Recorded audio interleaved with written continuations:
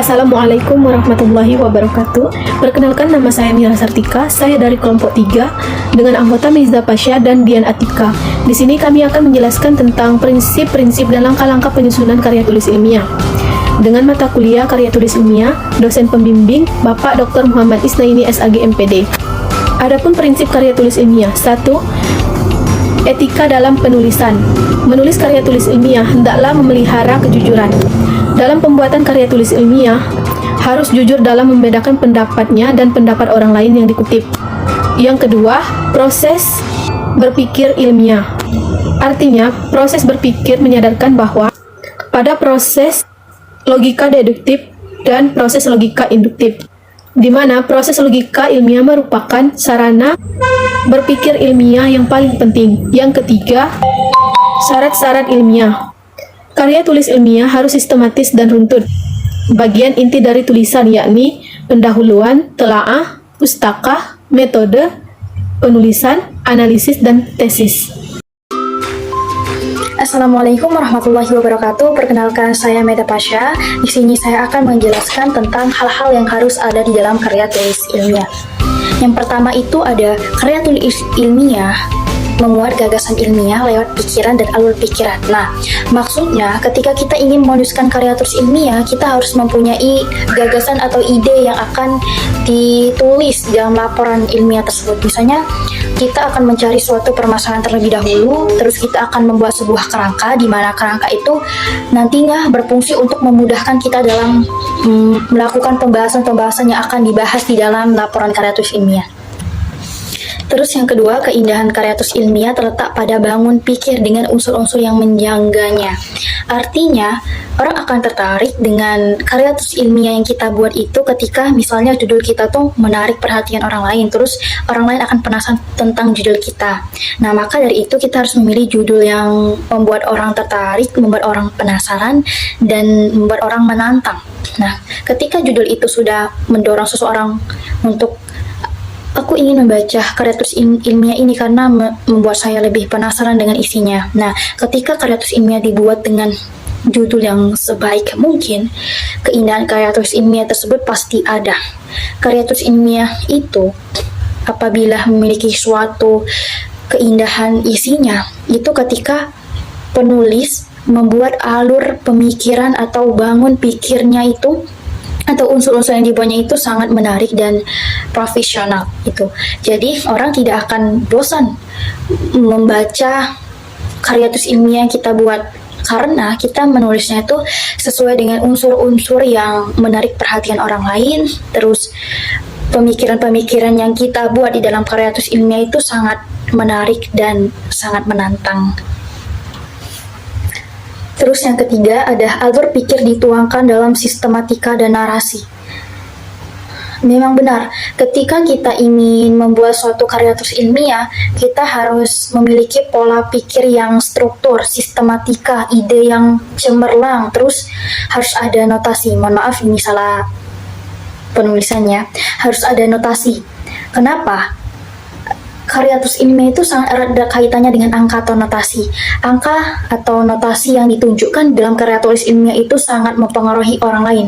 Orang lain akan berpikir bahwa, oh, penelitiannya ini tuh memang benar-benar bagus, memang benar-benar baik, memang benar-benar terbukti kebenarannya karena ia ada sebuah data ya atau fakta yang berbentuk notasi atau angka.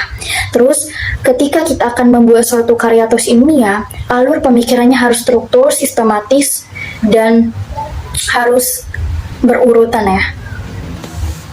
Terus yang keempat ada karya tulis ilmiah itu harus terdiri dari unsur-unsur meliputi kata, angka, tabel, gambar yang tersusun mendukung alur pikiran yang teratur atau sistematis. Di dalam karya tulis ilmiah atau KTI ini pastilah terdiri dari kata, kalimat, paragraf. Mungkin bukan hanya karya tulis ilmiah ya, skripsi, terus makalah, dan lain-lain sebagainya yang berbentuk laporan pasti memerlukan yang namanya kata, kalimat, dan paragraf ya. Terus ada angka dan tabel ini menunjukkan angka, tabel, dan gambar menunjukkan bahwa penelitian yang ia kemukakan itu sangat akurat atau sangat relevan atau sangat valid gitu. Kenapa? Ketika ada suatu penelitian yang terdapat sebuah angka, tabel, dan gambar, berarti kan ia meneliti atau mengamati atau mengobservasi di lapangan. Jadi apa yang ia dapatkan dari lapangan itu atau hasil yang ia dapatkan di lapangan tersebut, ia akan kemukakan melalui tabel, angka, dan gambar. Itulah mengapa karya tulis ilmiah harus bersifat fakta, aktual, relevan, dan tervalidasi. Gitu.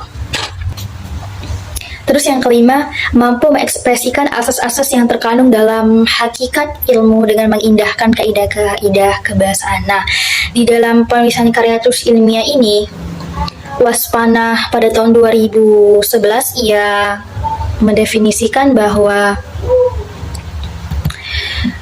kita dalam penulisan karya tulis ilmiah harus ada kaidah-kaidah kebahasaan. Maksudnya, dalam penulisan karya tulis ilmiah kita harus menggunakan bahasa yang baku menurut bahasa Indonesia. Kita harus menggunakan tanda baca yang baik dan benar. Kita harus mengikuti pedoman ejaan bahasa Indonesia yang baik dan benar. Kita harus menggunakan struktur kaidah kebahasaan yang benar. Terus yang keenam ada terdiri dari serangkaian narasi atau penceritaan, eksposisi atau paparan, deskripsi atau lukisan atau gambaran, dan argumentasi atau alasan. Nah, di dalam karya tulis ilmiah ini mencakup harus adanya narasi atau penceritaan, terus ada eksposisi atau paparan atau permasalahan yang akan dibahas, terus deskripsi gambaran-gambaran yang akan dikemukakan di dalam tulisan karya ilmiah, terus argumentasi alasan.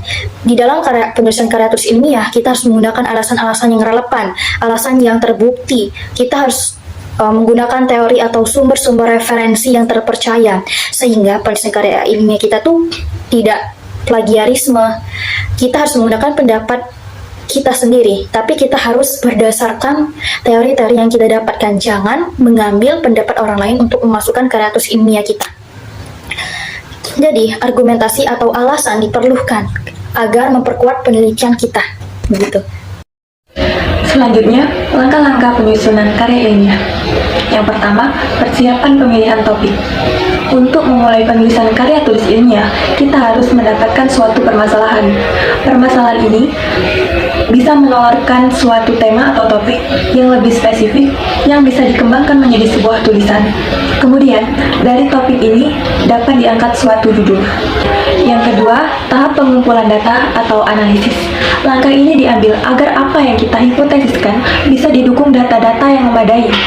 Data yang kita ambil bisa data kuantitatif maupun kualitatif untuk melakukan observasi, dan setelah itu data tersebut terkumpul, maka kita bisa menuliskan hasil yang diperoleh. Yang ketiga yaitu tahap penyuntingan. Di sini semua data yang kita peroleh di lapangan atau percobaan yang telah dilakukan harus diseleksi atau disaring terlebih dahulu, baik mengenai istilah bahasa yang digunakan maupun metode yang telah dilakukan, apakah sudah relevan atau belum. Kemudian yang terakhir yaitu tahap penyajian atau pelaporan. Dalam menyusun suatu laporan, harus diperhatikan dari segi kerapihan dan kebersihan, tata letak setiap struktur dalam penulisan karya ilmiah, baik dari awal hingga akhir, seperti cover, kata pengantar, daftar isi, pendahuluan, pembahasan simpulan, dan daftar pustaka.